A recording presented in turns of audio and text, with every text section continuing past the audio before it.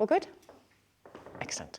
Okay, so just a little bit to start us off, just a few words about the process itself, and then we will dive in when your legs are getting tired and you need a bit of a break. We'll look at other areas of the training and a little bit more theory as we go along. So first of all, terms really. So we've got these two terms, Qigong and Neigong, and just so that you understand how those terms are used in relationship to what we're going to be doing over this weekend, which may not be the same in all schools or in all, it's quite a big world, this whole world of Tai Chi and Qigong and energy work in the Taoist arts is quite a big world, and there's lots and lots of different approaches to these arts. So really I just need for you to be clear about the terms that I'm going to be using so you know what I'm referring to, and is relevant to the system in which we are going to be training, because there is a very distinct pathway that has, certainly for a long time, it's very A, B, C, D. Certain things are initiated and then certain things, next step, next step, next step. So it's quite mechanical. And there's a mechanical and linear process that is, well, you need this in your body to have this ingredient, to have this condition arise, to have this energetic consequence, to have that, then we need to start to do that. And it's like cooking or, placing ingredients into a bowl so that the result of those ingredients, once they're correctly embodied, then those ingredients will create causes, they'll create responses within your system. So Qigong, in that sense, refers to the tools that we use for the process of Neigong. So Neigong refers to the transformational process which is initiated within your system once certain conditions are created within your body and within the energy system and your mind. So Neigong doesn't have any forms. Qigong would be the forms that we use in the way that we would use these terms within the school. So the Neigong process is that. It's a process of transformation under which we aim to take the body and mind through a deeply transformative process, which may not be what you want. You might think you want it, or you might think you don't want that. But the end goal, the end game, if you like, of the Neigong process is merging with the divine. Now, that might not be your thing. Hands up happens to be my thing, so I have a bias in that direction. But my bias, so that you know, because I will teach from that bias, quite obviously, that's what we all do, is the process that initiates the potential for the merging with Source. So the meditation aspect of the art, which is where it ultimately goes, is what most interests me, is the connection to the sacred. Let's put it that way. Now, that doesn't mean to say that needs to interest you. But Neigong is going to take you into a process of change. It won't necessarily mean that you have to go down that route. The Neigong process can be used very much in relationship to medicine. It can be used very much in relationship to just more energy to go into your martial arts, or into, if you work with other people, that more energy can be used to support that process. It can and will improve your health, although I wouldn't undertake it for health. If health is your orientation only, better off looking at learning Qigong in your local village hall that just gently moves the body around gets everything soft on the inside, rhythmical, deepens the breath, opens the body maybe a tiny bit, and just regulates and harmonizes everything. Neigong is not fundamentally aimed at improving your health. In fact, initially, when certain processes initiate properly, it might make it a bit worse for a while, because there is a clearing out process involved in the depth of the way that the process can unfold within your system, means that certain pathogens or certain blockages needs to be moved through and cleared out from the system. So sometimes people can have a period where they don't feel so great because it's actually working. And some of the obstructions that are there in your system have to come to the surface and be cleared out. So to say, go and do some Neigong so that you get more healthy, I would always advise people that if health is their main orientation, that Neigong isn't the way to go. Your improving health will be a byproduct of the Neigong process if you really undertake it. There's no question about that. But not that thereby you won't get sick or you won't hurt yourself or whatever. It's just that the system becomes, the process itself means that the system becomes, by system I'm referring to your body, the energy movement through your body, your organ systems and your mind, and your fields around your body. That's what I mean by your system. Your whole system becomes way more efficient. So the healing process speeds up and your recovery speeds up and there is just more energy. So one of the fundamental things that we are doing with Neigong is first and foremost is your body has to be transformed. So this is an art form. It is an art. It's not just a sport or a kind of, I don't know, a kind of dance or something. It's an art form that to really unfold in the way that we would wish it to, it needs certain things to be worked for. Just as if you were to undertake to become a wonderful dancer, you wouldn't expect to do that without putting in all the time that's involved in establishing the foundations to unfold that art within your body. Or if you were going to become a concert pianist, you wouldn't expect to be able to do that without spending hours and hours and hours at your scales. Same with the visual arts, any art form. And it's exactly the same with this art. Is that if you decide to follow it, there is just a process of transforming your body, and it's a huge part of the first 3 to 5, 6 years. Once that transformation of the body has really been established, then of course that ceases to be the emphasis so much. You start to move into the subtler and subtler aspects of the art, but the body work is key because your body is seen as the alchemist's workshop. It's where the alchemy, where the transformation process is going to occur, is within your body.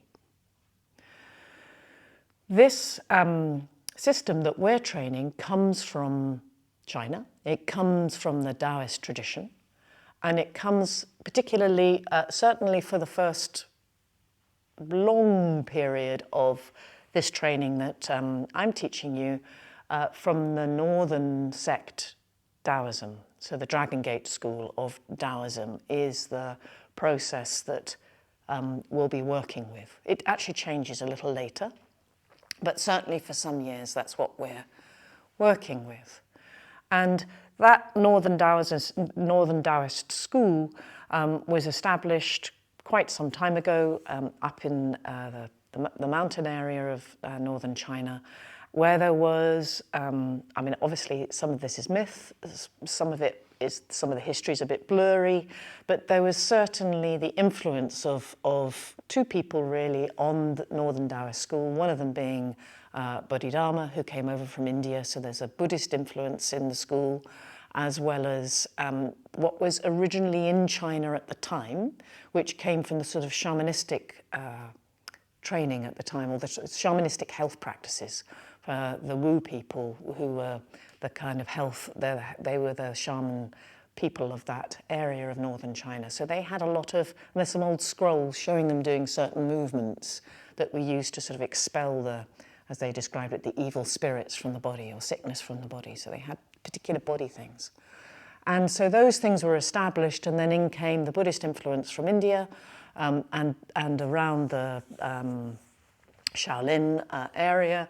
Those different influences melded together and started to form this northern sect version of Taoism, of Taoist practice, which led to some extraordinary arts throughout in those times in China. Of course, you've got the arts of all the different forms of Qigong, all the different forms of Tai Chi and Bagua and Xingyi, the internal arts, as well as the external martial arts. You have the arts of Feng Shui, you have the arts of medicine, Chinese medicine. You have alchemy, as well as internal alchemy, meditation systems. All came out of these arts that were exploding at that time in China. So what we're aiming to do with how we're going to approach Neigong is as classical as we can be. So in that sense, you could go to your local village hall and someone who does some nice Qigong, which, as I said, can be quite good for your health. It will deepen your breath and is traditionally very much associated with old people, isn't it? You know, that you can kind of just move the body gently and move the joints around gently, and it won't necessarily, it won't create any alchemical change, because the ingredients are not put in there. It's just rhythmic breathing, rhythmic movement, and I'm sure terribly good for you and calms you down. What we're going to be doing is looking at actually changing your body into and putting certain conditions inside the body which start to initiate the energetic process. So the fundamental aspect of that is that we have to create and activate an area in the energy system which is described as the lower dantian, which is not a chakra. So those of you in the Indian systems, it's not the same thing. The chakra exist on a completely different dimension of consciousness. The lower dantian is a field which we have to build in the lower abdominal cavity, and then we have to wake it up. So we have to first of all establish it, and then through the establishing of it, which is effectively, it's a magnetic field, and I won't go into all that right now, but we will be looking at it. The energy begins to be able to be settled and contained into the lower abdomen, so that the locus of your awareness and the strength of your awareness just naturally, because of the magnetic field that we end up building through the electromagnetic field that we have access to, we build that into the lower abdominal cavity so that the energy there can start to gather. And this starts a process off. And that process is what then unfolds into the Neigong process. If you decide to undertake that process, then it starts to initiate a process on the inside. It becomes the catalyst. How far and how deep you take that is up to you. But the formation and activation of the lower dantian is absolutely key. Without that, you have no Neigong. And you don't have a dantian, no matter how much you might think you have one. If you've done some other arts, you might have formed a little bit more, actually, of the field there. But as an adult, generally, we don't have a dantian. You had a dantian when you were a baby. All children are born with quite a full dantian because there's a lot of theory to that. I won't go into all that right now. But basically, because of the growth and the development that a child needs to go through, certain substances are strong at that age, so the dantian is very full. Once we get to puberty, more and more of that starts to disperse, and so that the field around the lower abdomen starts to disperse because it's not needed anymore for growth and reproduction and building a physical body. But, so a normal person, that's what's supposed to happen, is that you grow your body, you become sexually active, you have fun, you live your life, you use all your energy and you drop dead. The Taoists understood that actually that process was going to occur anyway, obviously, that's life, but maybe there was an efficient way to what they describe in the classics as reverse the course, or begin to be able to return to spring, or return the body to some quality of vibrancy and energy and zing that then could be used for spiritual practice, meditation practice, martial practice, medicine. So that their understanding of the efficiency and health of the body was, well, thereby we need to re-establish the strength in the base of the body, to re-enliven the system and create the potential for increasing amount of harmony and balance and energy in your body. So the Neigong process in that sense is fundamentally about establishing that. And so because we basically end up having more energy, the body needs to be safe to have that more energy, which is why there is so much body work for a long time. If you stay with the art, and you'll see that over these days, we're looking at where you need to stretch, how you need to open the body, which joints in the body need to be relieved of tension so that you can have more space inside the body. So that the wiring system, both the nervous system, but also the channel system, the subtle channel system, can start to have the freedom, because it's not bound up through stress and tension, to transfer some of this increase in energy efficiently through your system without burning you. Yeah. So there are many, many at the moment schools around, and in fact we tend to get increasingly more slightly bonkers emails from people who've hurt themselves doing really daft energetic practices, where certain energetic processes are initiated without the necessary foundation being built before those energy processes are initiated. And I think we're going to see more and more of it because it's more and more available online. So people can go and they can use breathing techniques and start sort of doing stuff with their energy in a body that the wiring is shit. So then you've got all this charge going through shit wiring in a sort of gunged up internal system, and then of course having problems. So the body needs to be prepared.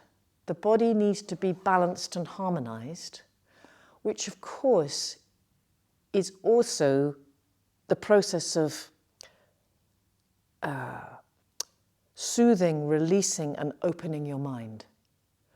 Because there isn't a difference between what's going on with your mind and what's going on in the body. And again, Eastern systems understood this intimately. We are now beginning to understand in the West that that's true, but it's taken us a very long time to catch up with the fact that, you know, within the East, there is no problem with something being a thing, a physical thing, and a no thing.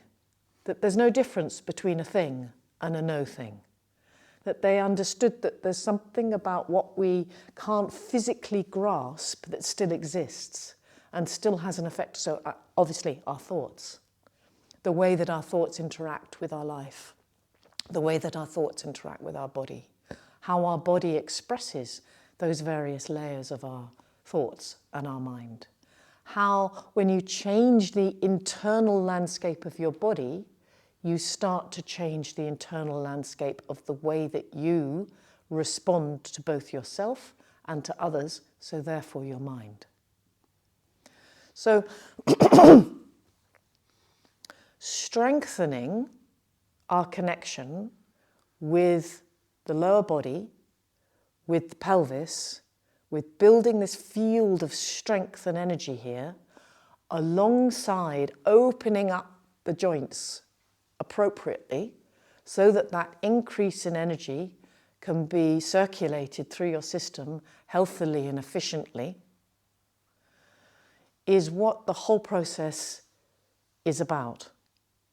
Because as that increase in energy starts to move through your body, it also starts to move through the channel system of your body. And that channel system is something that contains it is your mind. It's what I describe as, it's a bit silly, but it is actually how I see it, as the sacred squid. You know, that, that the mind and the channel system, your mind and your channel system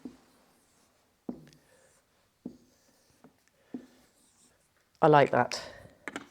That might be your arm, that might be your leg, that might be your spine. So the channel system expresses the quality of your thoughts, the quality of your mind, the quality of who you think you are, the quality of how you perceive what you are, and how you grasp onto or release and allow to let go this sense of self. So Northern Taoism, another word for this school that we're working with, was also called the Complete Reality School. And the reason it was called the Complete Reality School was because the understanding was that the more that you work with yourself, the more that you open your system, the more that you build the body and the energy body correctly, the closer and closer you come to what's true. And more of what is not true falls away. That's why it's not for everyone. Because what falls away really falls away. And there's perhaps quite a lot of who you think you are that is not quite the way you are. And so that is part of the deeper process. Don't worry, that's not going to happen in 3 days. But it is the process.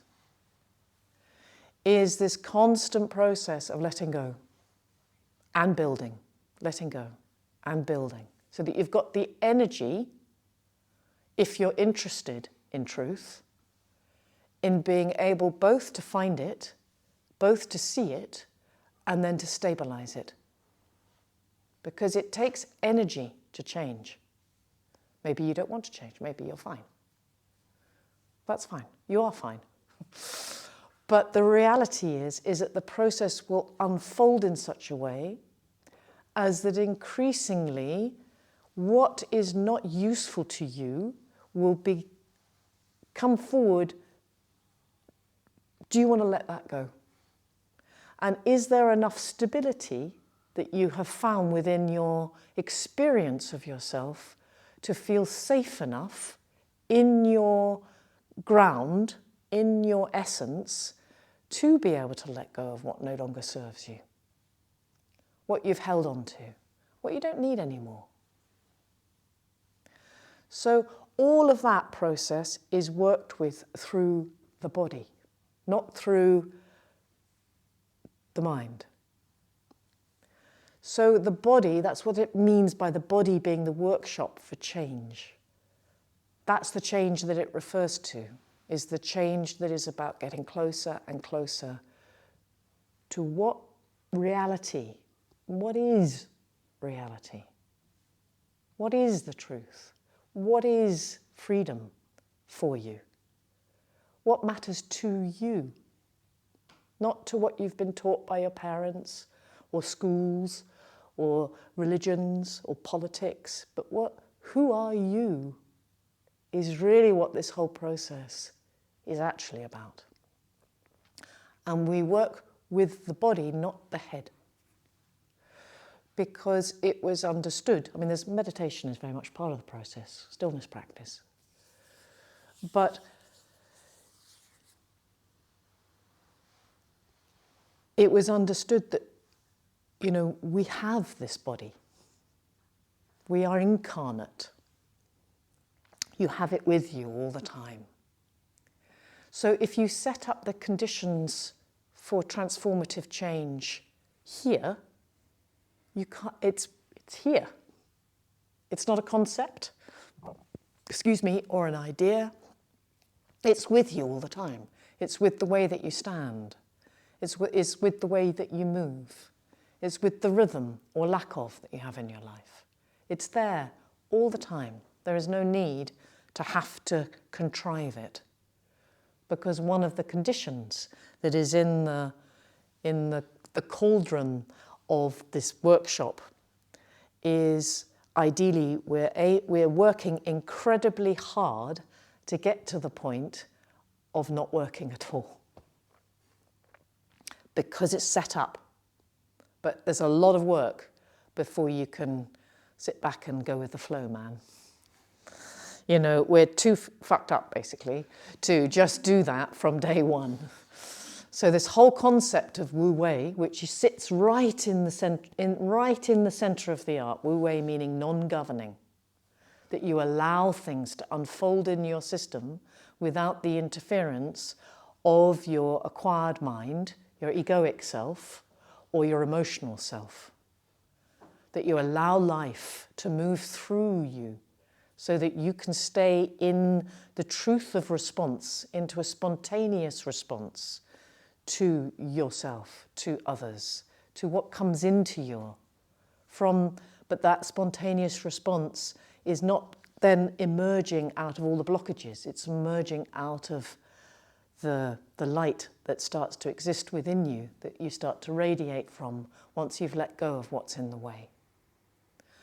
So the central tenet, which is key, this is the last thing I'm going to say, and then we'll do some practice, that is totally key in this art, is that the core of each one of us is totally beautiful, totally pure, full of the connection to the most deep and clear and bright qualities. And we only don't have constant access to that beauty, to that harmony, to that freedom, because of what exists and has become layered around it, because of life situations and traumas and parents and politics and our own mind. So that whilst we may sometimes have access to those sorts of qualities, that most of us don't, hardly ever, and we get driven around internally by those emotional influences or those reactive influences, those habitual influences. So we're not able to center in the truth, because that's the truth. But can we live from there? Have we the strength? Have we the conditions set up within our system, which means that you truly have a choice how you express yourself in your life? Truly have a choice. To really respond from the deeper part of you, in your life. That's what the whole art's about.